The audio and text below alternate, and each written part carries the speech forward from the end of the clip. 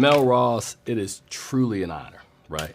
I saw this movie, and initially, I promise you, I didn't get it, right? And I went home, went to sleep, woke up, did a little reading. I'm with you now, right? So I think the thing that I took away was it's a story that is really, really dark, right? But you found a way to kind of, I'm not even gonna call it a device. You found a way to film it in a way to make it more palatable. Was that the plan when you initially were approached by Plan B in order to do this? That they approached you after your initial film? Yeah. Was that the plan in order to kind of tell the story? I don't think it wasn't the plan, but it's a byproduct of the approach. I think that my approach is built into, my approach is kind of my sensibility, and I can only think of like sports analogies, right? Like like James Harden, step back three. Like some people just like, they come into the game and they come into the process of filmmaking and they notice something. And what James Harden noticed was that, I can get more separation. I can communicate some of the complexity of what race is through poetry. Right.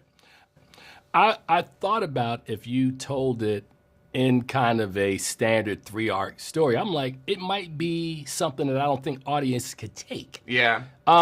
Is that, now am I right? Because I had this conversation, I said I was going to share it with somebody, like, I wanted to just verify that. Yes, but I also think that they could take it, but the way that they take it, it's trapped in this space right here. Got you. It's not this space right here, The way that we've told stories is, I would argue, relatively rote and comfortable, that someone experiences trauma in these stories in a way in which it's like, that's so devastating. Oh, then they go home. Right.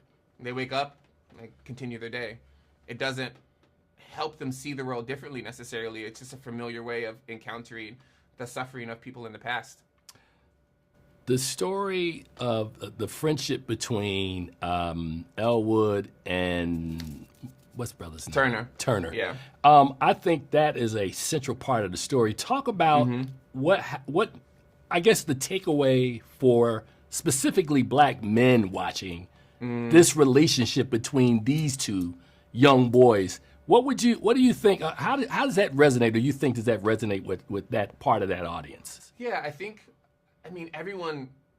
everyone needs love, and it sounds trite, but like sometimes the love comes from another brother, and it doesn't mean that it's homoerotic. It doesn't mean that it's gay, and not that anything's wrong with that. That's lovely too, because love is love, and people need it.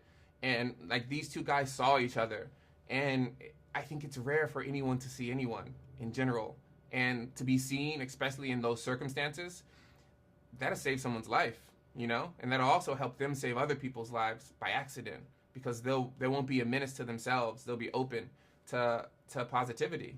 It's interesting, as I was watching it, I almost had an excuse, if I'm using this analogy, if you're not really understanding, like an M. Night Shyamalan moment. Because in the watching of what you were doing, I was trying to understand, in my understanding, what you were doing, what the approach of looking at all this collage, and like we're almost a character in this story as well. Yeah. And then when we get to our third act, I'm like, now I understand what it's all about. Yeah. Was that what you were going for as a part of your vision of telling the story? Yeah, there's something about hindsight and time, and hindsight in a film is interesting, right? Giving a film its own memory while you're watching it is really interesting. How close can film approximate consciousness? How can you realize things that you could have realized before that help you reread, but also help you question? Like those types of questions to me are embedded in the power of cinema, right? And so how do we experiment with that and try to deal with trauma in these new ways? I'd say you're exactly right. All right. Well, RaMell, I appreciate your time, man. Movie drops next month, man. I cannot wait for audiences to experience it. RaMell, man, my pleasure, bro. Great job. No, I appreciate it. I hope they feel as you do. All right. Yeah.